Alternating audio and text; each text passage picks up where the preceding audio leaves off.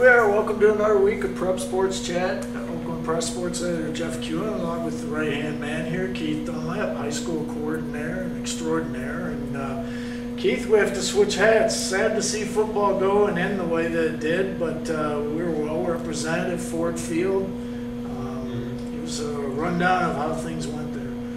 Yeah, Lake Orion and Birmingham Detroit Country Day both got there. To their credit, Country Day was sort of old hat. I think this was their 5th or 6th appearance, and the second in a row. The second time in a row they went to Ford Field, so it was sort of old hat for them. Lake Orion, obviously, it was just a week that the community probably never forget. First time ever, and just the hype and the build-up, and they really turned out. You got to give props to the people of Lake Orion. They filled their whole half. They had more people than Rockford, and those people on the west side always travel well. So that's a statement of how excited the people in the community were. Community of Lake Orion. But as far as the games go, in Country Day's case, it just was all about the opposing quarterback for Holland Christian. I mean, what can you do? He set a state record for total offense. Just phenomenal player. I mean, every time they would rush him, he'd just escape and either run for yards or throw on the run right on the money, or if you gave him time, he'd pick him apart. I mean, Country Day gave it all it's had. It's just a phenomenal player. In Lake Orion's case, just a couple mistakes that really cost them. A block punt in their own territory, 3 turnovers, especially a fumble late that they were only down 6 and they had the ball and they had a fumble when they had a first down and seemed to be driving, but then Rockford recovered and ended up putting the game away with a touchdown. So just, again, a great season for both, but just didn't quite do enough in the final. But as you said, they represented well.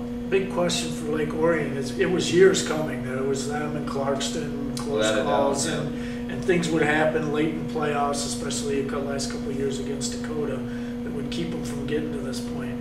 Now they've broken through that barrier. They've gotten there. It's the old, you got to learn to win, get over the hump type thing. And I think Lake Orion showed this year they got over the hump. Now, you know, the quarterback was only a freshman this year, and some other young guys that are still around. Hope for next year and beyond for that team. Without question. Well, I mean, for one, they have a school that's as big as any of the states. They're always going to have kids. They're always going to have numbers. I mean, a lot of times they have more cheerleaders than opposing teams have players. So they're always going to have talent and always going to have numbers. And as you said, the freshman quarterback to build around the next 3 years, they got some defensive pieces back. Yeah, without question. And I think, as you said, getting over this hump, because there was sort of a stigma with Lake Orion in the last few years, they can't win the big game. And I think they've proven now they can, so they no longer have to deal with that. That, oh no, we can't win a big game. They have. They've gone to the state final. It's just a question of getting back and seeing if they can actually win a state championship. Nice story also, which we had here in the Oakland Press with Chris Bell, having played there long ago and now taking them there as a coach. Pretty good story. Keith, phenomenal job as always covering football this year, but we change hats now. Yeah, all the snow falling out. To the most active season, I think you without a doubt. Now with this season change, winter's definitely our busy season. Hardcore basketball, 4 or 5 nights of the week. Really, it seems like. I mean, it just seems like if we had the phones on 24/7, we get basketball or hockey calls. It's like they're really. It's the longest season too. It's it's 3.5, 4 months. So yeah, we had our girls preview come out this week, and we'll have our boys next week. Country Day, and both boys and girls are the teams to watch, but there are others.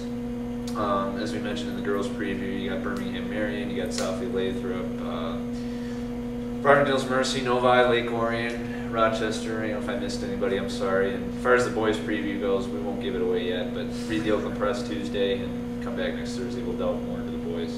We had the hockey preview today too. So winding down, we should also mention the All County football selections come out this Sunday. Be watching us both online and in the paper as we get going into the fall season. We'll be out shooting some videos of basketball games and so forth. And we always ask parents, if you're out there shooting your game, by all means go to the miprepzone.com, load some video for us. It's easy instructions on how to do that. Still have the promotion going with the Lions. Want you to go on there and vote for the best video of the year. We have 3 of them up there, and we'll pick one of them, which will be shown on the scoreboard at Ford Field. Keith, it's always a pleasure doing this. Keep up the good work. Behind the camera today is Andrew DuPont. Jim Martinez actually gets some time off, if you can believe that. And we'll see everybody next week at Prep Sports Chat.